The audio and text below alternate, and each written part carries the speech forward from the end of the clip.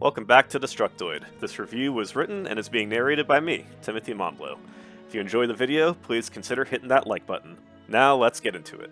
As I played Diablo 4, I thought about how precise a good loot-based action RPG is. When done right, games of the genre put you in a hypnotic trance. The flow of hacking and slashing as you find rare loot fires off powerful waves of happiness chemicals in your brain. Though this inherently repetitive gameplay loop will become tedious if executed poorly, Diablo 4 is overall an excellent action RPG that lives up to its forebears. Unfortunately, it also contains modern video game monetization to remind us that we can't have nice things. No.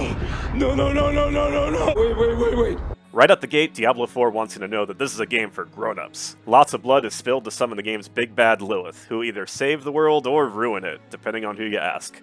This ain't your dad's Diablo, assuming that your dad only played Diablo 3. Actually, that logistically seems unlikely. This ain't your slightly older sibling's Diablo. Diablo 4 puts a lot of effort into its storytelling, but I can't say the plot ever connected with me. Fortunately, the cutscenes and cinematics in Diablo 4 are executed well. It connects a variety of diverse set pieces for players to battle through, which sets the stage for its stellar gameplay. Diablo 4 smartly does little to change its core formula. Either alone or with friends, players will fight hordes of foes as they spam skills on cooldown and chug potions. If you're lucky, you'll find rare loot with unique effects that could transform your entire playstyle. Rinse and repeat until you stop having fun. Diablo 4 is the first game in the series to be designed with controller support from the outset. This means we have a dedicated dodge button and encounters full of movement. You'll feel this most during the boss battles, which lean heavier on MMORPG style mechanics and even bullet hell style projectiles at times. I consistently felt excited to see new enemies and overcome any unique challenges the game would throw at me. While mobs can overwhelm you, Diablo 4 lets you fight back with plenty of powerful tools. There are 5 character classes in Diablo 4, but even a single character represents a multitude of playstyles to choose from. Starting out, I built my barbarian as a tank swinging around a giant mace. I eventually realized the potential of his berserk buff, so I tinkered around with my build throughout the entire campaign. This led to an incredibly active dual-wield build involving stuns and relentless attacks. The class became harder to play, but the exponential DPS gains were well worth the effort. Diablo 4 effortlessly lets players find their perfect playstyle without upsetting that delicate dance of a well-paced action RPG. It virtually guarantees you'll find a build you enjoy, assuming Blizzard makes them all viable in the long run. Unfortunately, we do need to discuss the elephant in the room. Diablo 4 contains a cosmetic microtransaction shop, which can be found in one of the in-game main menus. This is way too intrusive for my tastes. Since Diablo 4 is an online live service, I can allow some leeway for cosmetic microtransactions. However, it has no place being featured so prominently in a full-priced game. The only silver lining is that the menu the shop is in mainly serves as a map screen, so you won't necessarily need to scroll over the shop often.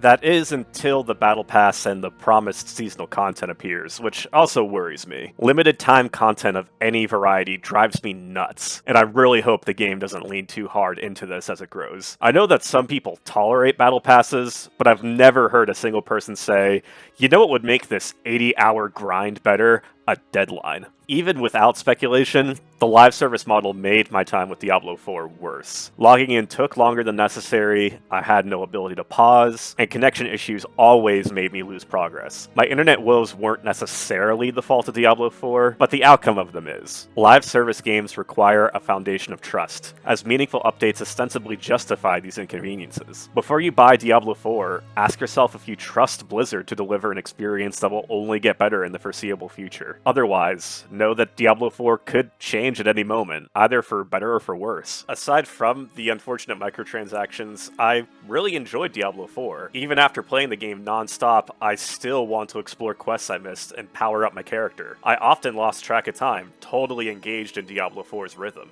There is undeniable passion and talent that went into making this game. From the detailed areas to the variety of enemies, Diablo 4 feels complete in a way that's rare in modern times. I hope the live service foundation for the game offers more in the future aside from limited time content and paid cosmetics. Frankly, the core game deserves so much better than that. For series fans, Diablo 4 makes a compelling case to become your next main game. For everyone else, the specter of cosmetic microtransactions and live service elements hang heavy over this refined action RPG formula. Fortunately, the game is strong enough out of the box to entertain anyone willing to dive into its world. Everything I played at Diablo 4 was solid, I just hope it stays that way. Thanks for watching our video review of Diablo 4. You can find my extended thoughts on the game and our full written review on Destructoid.com, which will be linked in the description below. Lastly, if you made it this far, please consider hitting that subscribe button. Thanks for watching, and we'll see you in our next review.